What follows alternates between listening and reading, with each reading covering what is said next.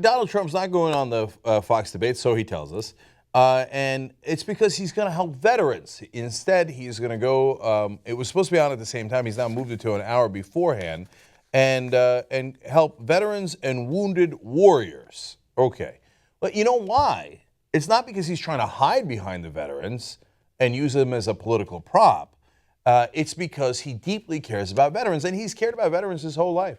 That's why when wounded veterans, specifically and literally, were setting up there were vendors on Fifth Avenue selling food, et cetera, which is a New York tradition, and they actually have a very old law that dates back over 100 years that allows them to do that so they can find work and income after the wars.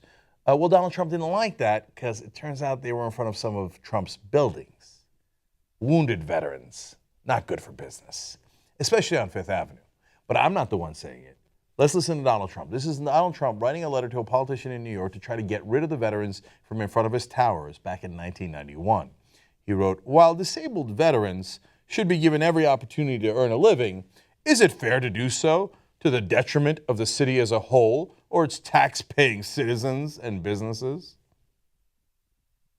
In other words, shoo, veterans rooting the good rich people trying to get into my buildings on Fifth Avenue. I do declare.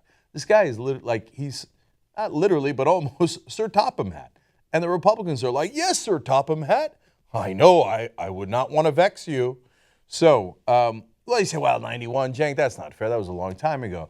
How about 2004? Same exact problem. Writes a letter to Bloomberg. He says, whether they are veterans or not, they should not be allowed to sell on this most important and prestigious shopping street. The image of New York City will suffer. I hope you can stop this very deplorable situation before it is too late. Have you ever heard a guy more loathsome in your life? He's saying about wounded warriors who he is now conveniently hiding behind.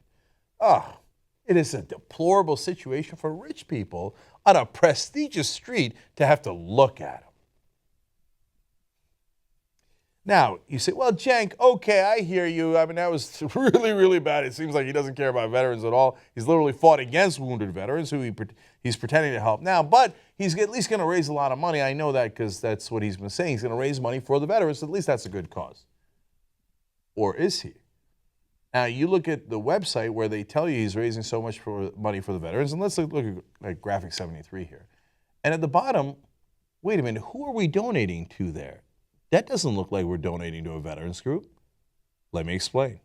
The webpage for soliciting donations, DonaldTrumpForVets.com, claims to have raised over $180,000 today. The only problem, the money is going to the Donald J. Trump Foundation. There is no bottom to that barrel. This is one of the most deceptive, hypocritical, atrocious guys that we have ever seen in public. And the Republicans look at it and go, whew, that's my boss. That's my man. So today he hides behind those veterans he has figuratively spit on and fought against before. And then on top of that, he uses it to direct money to the Donald J. Trump Foundation. Just when you think you can't get any worse, Donald's like, no, trust me, I could always get worse.